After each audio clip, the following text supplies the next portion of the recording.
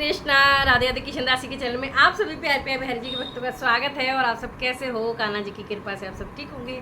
तो सभी मित्रों को निर्जला एकादशी की ढेर सारी वाली बहुत सारी वाली बधाई हो। चलिए जी कथा शुरू करते हैं। वीडियो पसंद आए तो लाइक शेयर कमेंट जरूर से करना।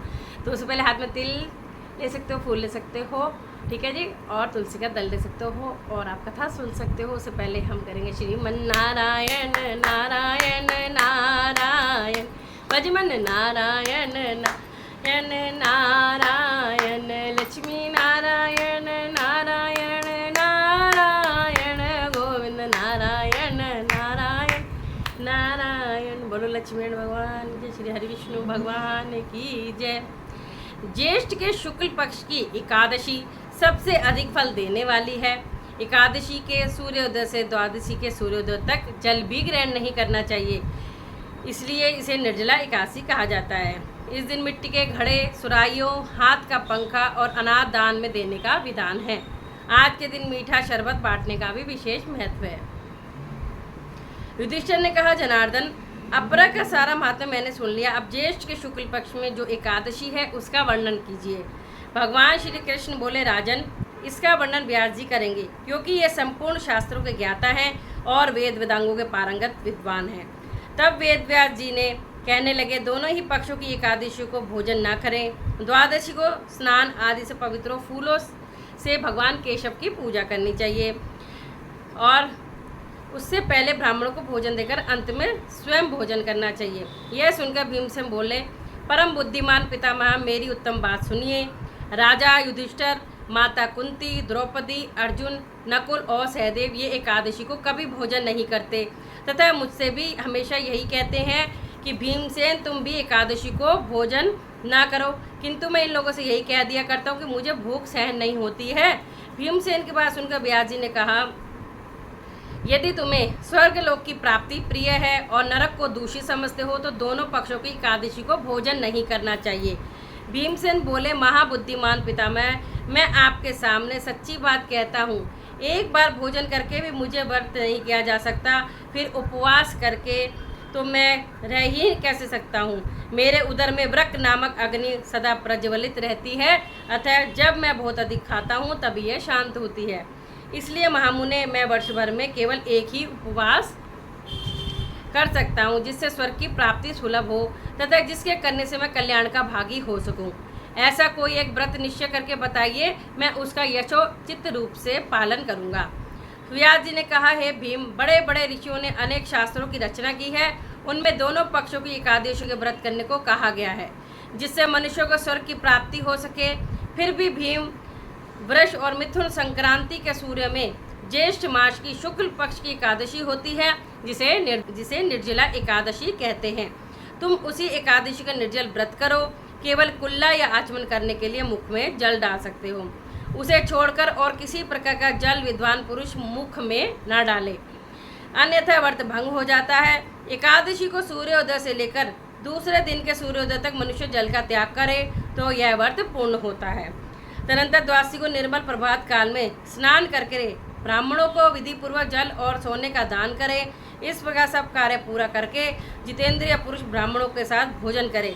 वर्ष भर में जितनी एकादशियाँ होती है उस सब का फल एक निर्जला एकादशी व्रत से मनुष्य को प्राप्त हो जाता है, इसमें तनिक भी संदेह नहीं है। शंख, चक्र और गदा धारण करने वाले भगवान केशव ने मुझसे कहा था कि यदि मानव सबको छोड़कर एकमात्र मेरी शरण में आ जाए और एकादशी को निराहार रहे तो वह सब पापों से छूट जाता है। एकादशी का व्रत करने वाले मनुष्य के पास विशालकाय, विकराल आकृति और काले रंग वाले दंड पाशधारी भयंकर यमदूत नहीं आते।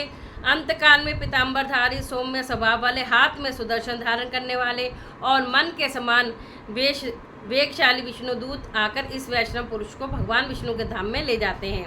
अतः निर्जला एकादशी को पूर्ण यत्न करके उपवास करना चाहिए। तुम भी सब पापों की शांति के लिए यत्न के साथ उपवास और श्री हरि का पूजन करो।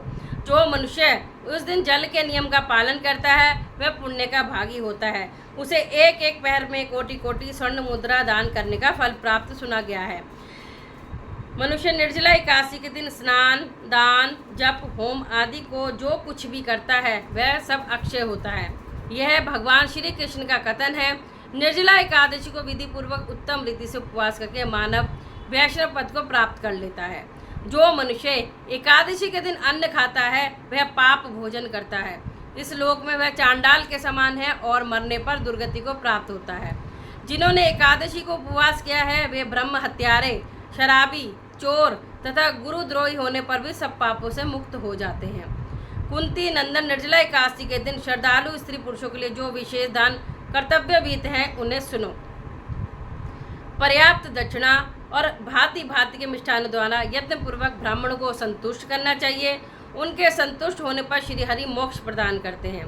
निर्जला एकादशी के दिन अन्न, वस्त्र, गो, जल, शैया, आसन, कमंडलु, छाता दान करना चाहिए।